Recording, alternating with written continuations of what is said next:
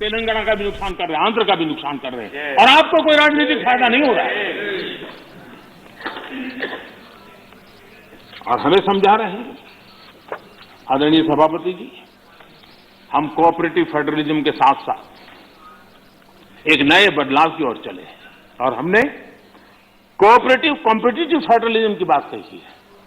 हमारे राज्यों के बीच में विकास की स्पर्धा हो, तंदुरुस्त स्पर्धा हो, हम आगे बढ़ने की कोशिश करें, दल किसी का भी कोई राज क्यों ना करता हो, और उसको प्रोत्साहन देना हमारा काम है और हम दे रहे हैं।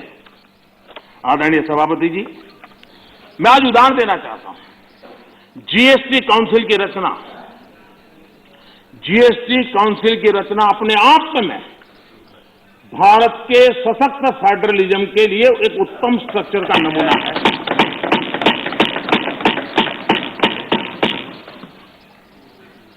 रेवेन्यू के अहम निर्णय जीएसटी काउंसिल में होते हैं और राज्यों के वित्त मंत्री और भारत के वित्त मंत्री सभी इक्वल टेबल पर बैठ करके निर्णय करते, कोई बड़ा नहीं, कोई छोटा नहीं, कोई आगे नहीं, कोई पीछे नहीं, सब साथ मिलकर के दे। और देश को गर्व होना चाहिए, इस सदन को ज्यादा गर्व होना चाहिए कि जीएसटी के सारे निर्णय, सैकड़ों निर्णय हुए हैं, सबके सब सर्वानुमति से हुए हैं। सभी राज्यों के वित्त मंत्री और भारत के वित्त मंत्री ने मिलकर के किए हैं। इससे बड़ा फेडरलिज्म का उत्तम स्वरूप क्या हो सकता है? कौन इसका गौरव नहीं करेगा? लेकिन हम इसका भी गौरव नहीं करते हैं। आदरणीय सभापति जी, एक और उदाहरण मैं देना चाहता हूं फेडरलिज्म का। हमने देखा कि जैसे सामाजिक न्याय ये देश में बहुत अनिवार्य होता है, वरना देश आगे नहीं बढ़ता है, वैसे भी क्षेत्रीय न्याय भी उतना ही जरूरी होता है। अगर कोई क्षेत्र विकास में पीछे रह जाएगा तो देश आगे नहीं बढ़ सकता है। और इसलिए हमने एक योजना बनाई, एस्पिरेशनल डिस्ट्रिक्ट। देश में 100 से ऐसे डिस्ट्रिक्ट चुने, अलग अलग पैरामीटर के आधार पर चुने गए, राज्यों के साथ मशवरा करके चुने गए, और उन 100 से अधिक जो डिस्ट्रिक्ट हैं वो राज्य के जो एवरेज डिस्ट्रिक्ट उसकी बराबरी तो कम से कम आ जाए तो बहुत कम हो जाएगा। और उस काम को हमने किया और आज मैं बड़े संतोष के साथ कहूंगा, बड़े गौरव के साथ कहूंगा, योजना का विचार भले भारत सरकार को आया, लेकिन एक राज्य को छोड़कर के सभी राज्यों ने इसको ओन किया। 100 से अधिक जिलों की स्थिति बदलने के लिए केंद्र सरकार, राज्य सरकार और जिला इकाई आज मिलकर के काम कर रहे हैं, और उसमें सभी दलों की सरकार वाले राज्य हैं। ऐसा नहीं है कि वो भारतीय जनता पार्टी की राज्य वाली सरकारें हैं, और सबने मिलकर के इतने उत्तम परिणाम दिए हैं कि बहुत कम समय में एस्पिरेशनल डिस्ट्रिक्ट कई पैरामीटर में अपने राज्य की एवरेज से भी कुछ आगे निकल गए हैं। और ये मैं समझता हूं कि उत्तम से उत्तम काम है। और मैं बताऊं, कुछ आकांक्षी जिले जो एस्पिरेशनल डिस्ट्रिक्ट हैं, उनके जनधन अकाउंट पहले की तुलना में 4 गुना ज्यादा जनधन अकाउंट खोलने का काम किया है। हर परिवार में शौचालय मिले, बिजली मिले, इसके लिए भी उत्तम काम इस एस्पिरेशनल डिस्ट्रिक्ट में सभी राज्यों ने मिलकर के किया है। मैं समझता हूं यही फेडरल स्ट्रक्चर का उत्तम उदाहरण है, और उसी से देश की प्रगति के लिए फेडरल स्ट्रक्चर का ताकत का उपयोग होना, ये उसका उदाहरण है। आदरणीय सभापति जी, मैं आज एक और कैसे आर्थिक मदद होती है राज्यों को, किस तरीके से नीतियां कैसे बदलाव लाने से परिवर्तन आता है, उसका भी उदाहरण देना चाहता हूं। वो भी एक समय था जब हमारे प्राकृतिक संसाधन सिर्फ कुछ लोगों की तिजोरियां भरने के लिए काम आते थे। ये दुर्दशा हमने देखी है, उसकी चर्चाएं बहुत चली है। अब इस संपदा राष्ट्र का खजाना भर रही है। हमने कोयले और माइनिंग सेक्टर में रिफॉर्म किए। 2000 में हमने पारदर्शी प्रक्रिया के साथ खनिज संसाधनों का ऑक्शन किया। हमने रिफॉर्म्स की प्रक्रिया को जारी रखा, जो जैसे वैध लाइसेंस की बिना चार्ज के ट्रांसफर, 50% प्रोड्यूसर्स की ओपन मार्केट में सेल बिक्री, अर्ली ऑपरेशनलाइजेशन पर 50% रिबेट। बीते 1 साल में माइनिंग रेवेन्यू लगभग 14,000 करोड़ रुपए से बढ़कर लगभग 35,000 करोड़ रुपए पर पहुंचा है। ऑक्शन से जितना भी रेवेन्यू आया वो राज्य सरकारों को मिला है। ये निर्णय किया है। सबसे बड़ी बात ये है, ये सुधार जो लागू हुए हैं, इसका राज्य का ही भला हुआ है और राज्य का भला होने में देश का भला है ही है। कोऑपरेटिव फेडरलिज्म का इस क्षेत्र इतना बड़ा महत्वपूर्ण निर्णय और उड़ीसा इस रिफॉर्म को लागू करने में अग्रिम राज्य रहा। मैं उड़ीसा के मुख्यमंत्री जी को अभिनंदन देता हूं कि उनकी सरकार ने सारे रिफॉर्म्स को हमारे साथ कंधे से कंधा मिलाकर के काम किया है। आदरणीय सभापति जी, यहां पर यह भी चर्चा हुई कि हम इतिहास बदलने की कोशिश कर रहे हैं। कई बार बोला जाता है, बाहर भी बोला जाता है और कुछ लोग लिखा जाते हैं। मैं देख रहा हूं कि कांग्रेस एक प्रकार से अर्बन नक्सल के चुंगाल में फंस गई है। उनकी पूरी सोचने के तरीकों को अर्बन नक्सलों ने कब्जा कर लिया है और इसलिए उनकी सारी सोच गतिविधि डिस्ट्रक्टिव बन गई है और देश के लिए चिंता का विषय, बड़ी गंभीरता से सोचना पड़ेगा। अर्बन नक्सल ने बहुत चालाकीपूर्वक कांग्रेस की इस दुर्दशा का फायदा उठा करके उसके मन को पूरी तरह कब्जा कर लिया, उसके विचार प्रवाह को कब्जा कर लिया है और उसी के कारण बार बार ये बोल रहे हैं इतिहास बदल रहा है। आदरणीय सभापति जी, हम सिर्फ कुछ लोगों की याददाश्त को ठीक करना चाहते हैं, थोड़ा उनका मेमोरी पावर बढ़ाना चाहते हैं। हम कोई इतिहास बदल नहीं रहे हैं। कुछ लोगों का इतिहास कुछ ही साल से शुरू होता है, हम जरा उसको पहले ले जा रहे हैं और कुछ नहीं कर रहे। अगर उनको 50 साल के इतिहास में ही मजा आता है तो हमको 100 साल तक ले जा रहे हैं। किसी को 100 साल तक मजा आता है तो हम 200 साल के इतिहास में ले जाते हैं। किसी को 200 से ज्यादा हम 300 ले जाते हैं। अब जो 300 350 ले जाएंगे तो छत्रपति शिवाजी का नाम आएगा ही आएगा। हम तो उनकी मेमोरी को सतेज कर रहे हैं, हम इतिहास बदल नहीं रहे। कुछ लोगों का इतिहास सिर्फ एक परिवार तक सीमित है, क्या करें इसका? और इतिहास तो बहुत बड़ा है, बड़े पहलू है, बड़े उतार चढ़ाव है और हम इतिहास के इस दीर्घकालीन कालखंड को याद कराने का प्रयास कर रहे हैं, क्योंकि गौरवपूर्ण इतिहास को भुला देना इस देश के भविष्य के लिए ठीक नहीं है। ये हम अपना दायित्व समझते हैं और इसी इतिहास से सबक लेते हुए हमने आने वाले 25 साल में देश को नई ऊंचाइयों पर ले जाने का एक विश्वास पैदा कर रहा है और मैं समझता हूं ये अमृत कालखंड अब इसी से आगे बढ़ने वाला है। इस अमृत कालखंड में हमारी बेटियां, हमारे युवा, हमारे किसान, हमारे गांव, हमारे दलित, हमारे आदिवासी, हमारे पिछड़े समाज के हर तबके का योगदान हो, उनकी भागीदारी हो, उसको लेकर के हम आगे बढ़े। कभी कभी हम 1857 के स्वतंत्र संग्राम की ओर देखेंगे। हमारे आदिवासी क्षेत्रों में 1857 के स्वतंत्र संग्राम में जो योगदान दिया गया है, कभी हमें पढ़ने को नहीं मिल रहा है। इतने महान स्वर्णिम पुरुषों को हम कैसे भूल सकते हैं? और हम इन चीजों को याद कराने की कोशिश कर रहे हैं। हमारी कोशिश है देश आत्मविश्वास से भरा हुआ हो, देश आगे बढ़े। आदरणीय सभापति जी, महिलाओं के सशक्तिकरण भी हमारे लिए प्राथमिकता है। भारत जैसा देश 50% आबादी हमारी विकास यात्रा के जो सबका प्रयास का विषय है, उस सबके प्रयास में सबसे बड़ी भागीदार हमारी माताएं बहनें हैं। देश की 50% जनसंख्या और इसलिए भारत का समाज की विशेषता है, अपनी परंपराओं में सुधार करता है, बदलाव भी करता है। ये एक जीवंत समाज है। हर युग में ऐसे महापुरुष निकलते हैं जो हमारी बुराइयों को से समाज को मुक्त करने के लिए प्रयास करते हैं। और आज हम जानते हैं महिलाओं के संबंध में भी भारत में कोई आज चिंतन हो रहा नहीं, पहले से हमारे आज चिंतन हो रहा है। उनके सशक्तिकरण को हम प्राथमिकता दे रहे हैं। अगर हमने मैटरनिटी लीव्स बढ़ाई है तो एक प्रकार से महिलाओं के सशक्तिकरण और परिवार के सशक्तिकरण का हमारा प्रयास है और उस दिशा में हम काम कर रहे हैं। बेटी बचाओ बेटी पढ़ाओ, आज उसका परिणाम है कि जेंडर रेशियो में जो हमारी असंतुलन था उसमें काफी अच्छी स्थिति में हम पहुंच गए और जो रिपोर्ट्स आ रहे हैं उसमें आज हमारे कुछ स्थानों पर तो हमारे यहाँ पुरुषों से माताओं बहनों की संख्या बढ़ रही है। ये बड़े एक आनंद का विषय है, गौरव का विषय है।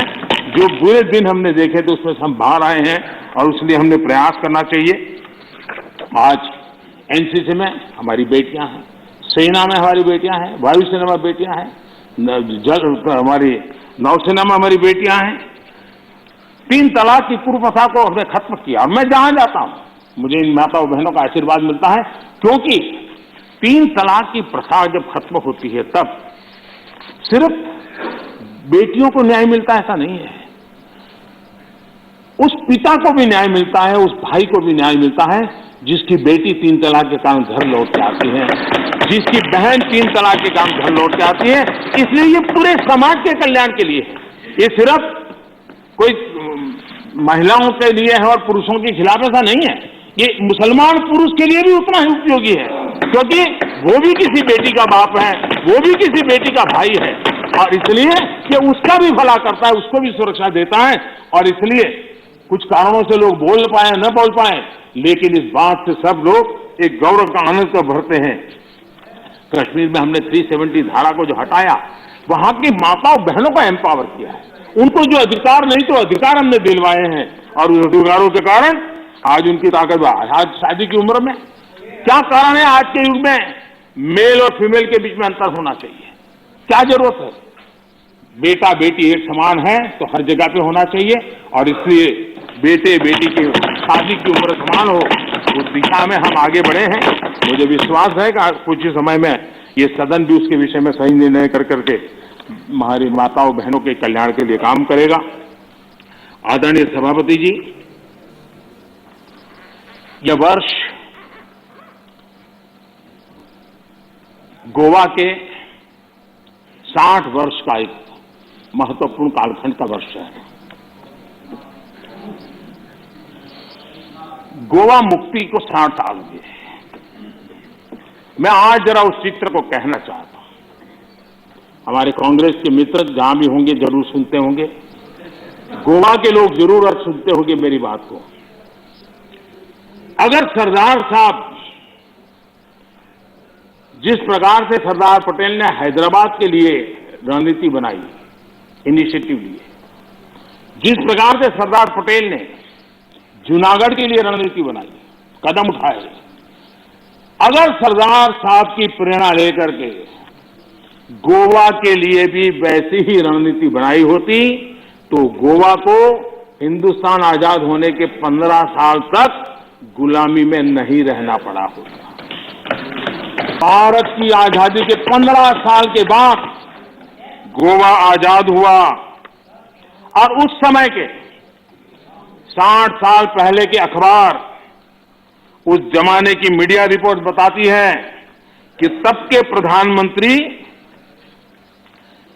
अंतर्राष्ट्रीय छवि का क्या होगा, ये उनकी सबसे बड़ी चिंता का विषय था।